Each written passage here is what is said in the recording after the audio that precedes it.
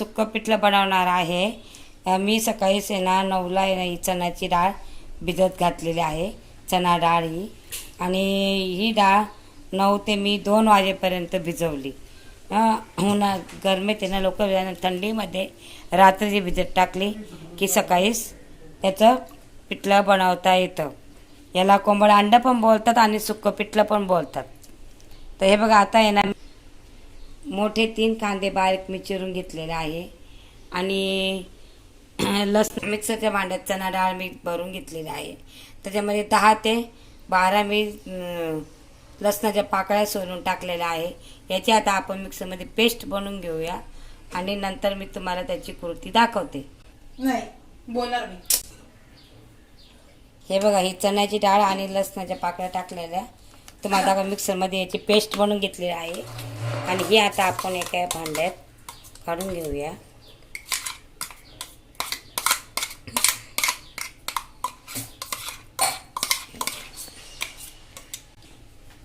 आता हे आपण सर्व दळलेलं मिश्रण काढून घेतलेलं आहे। आता 1 चम्मच मी मीठ टाकते चवीनुसार आणि 1 चम्मच हळदी पावडर टाकते। आता हे बघा 3 मोठे कांदे चिरलेले, 7-8 कढीपत्त्याचे पाने घेतलेले आहे। आता हे बघा हा कांदा आणि कढीपत्ता मिक्स केलेला आहे। यात आपण आता मी ना लाल मिरची बनवून ठेवते, ही 15 ते 20 दिवस किंवा महिनाभर पण चालते। लाल मिरचीमध्ये मी लसूण आणि जिरे मीठ जास्त टाकून लसूण अशी मी पेस्ट मी बनवून ठेवत असते फ्रीजमध्ये। हे 2 चम्मच मी ही लाल मिरची टाकते, मी घरीच बनवते ही।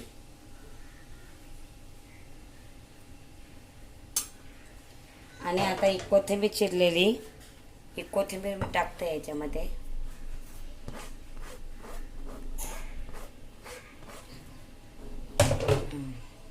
आता आपण हे सर्व मिक्स करून घेऊया। हे बघा असं मिक्स करून घ्यायचं आहे।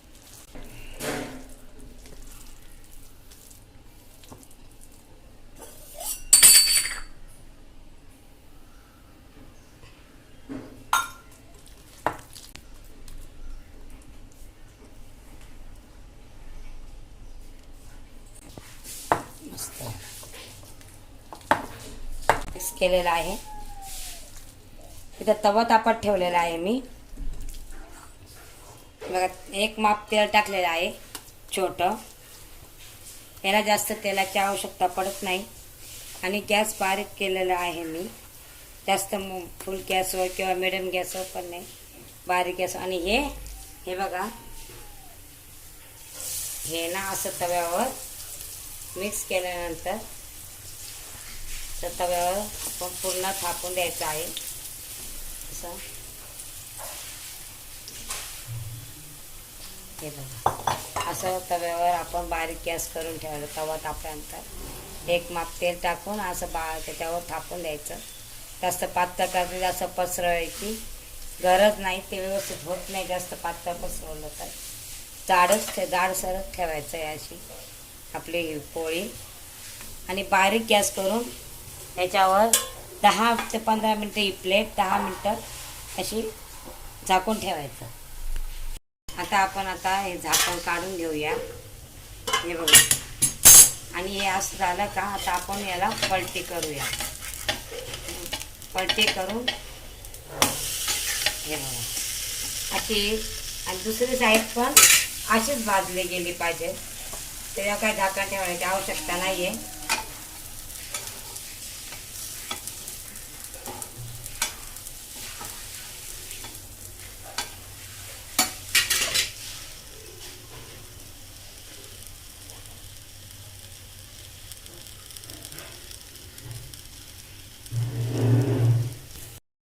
हे बघा आता आपण ही साईड भाजली ना, आता ही साईड आपण पूर्ण भाजून घेतली ही पण।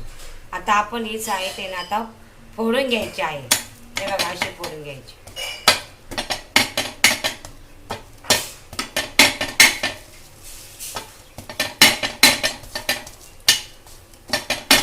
हे बघा अशी आपण फोडून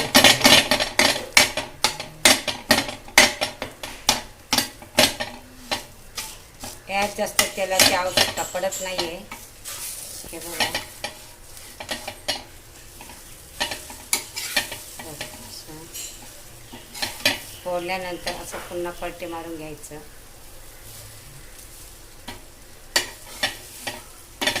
तुम्ही करून बघा.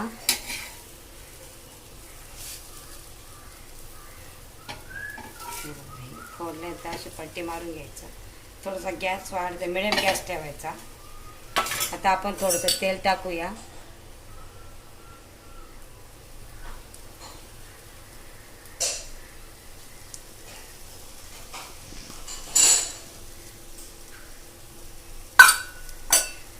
हे बघा आपण आता तेल टाकून घेतलं आहे थोडंसं आणि पुन्हा असं त्याला बारीक करायचं आहे. उलट बारीक करून घ्यायचं आहे.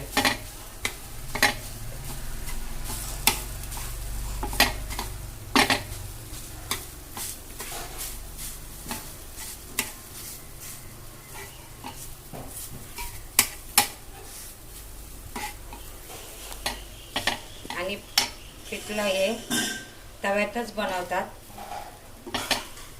कढईमध्ये त्याची टेस्ट नाही येत. असं पूर्ण बारीक चांगलं करून घ्यायचं, पलटी मारायचं, भाजत राहायचं. त्याला कमीत कमी त्याला अर्धा तास तरी भाजत राहायचं. 15 ते 20 मिनटं असं बारीक करून उलटं पालटं त्याला असं भाजत राहायचं.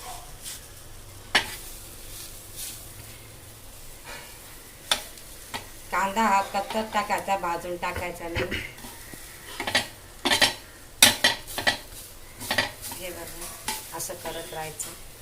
पिठलं एकदम असं मोकळं झालं पाहिजे.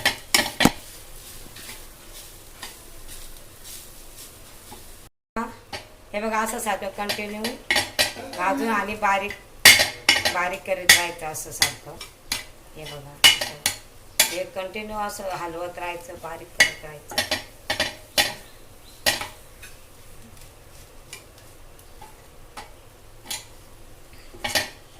असं पूर्ण बारीक झालं पाहिजे आणि भाजलं गेलं पाहिजे चांगलं. असं पूर्ण भाजून झालं आपल्याला कळतं.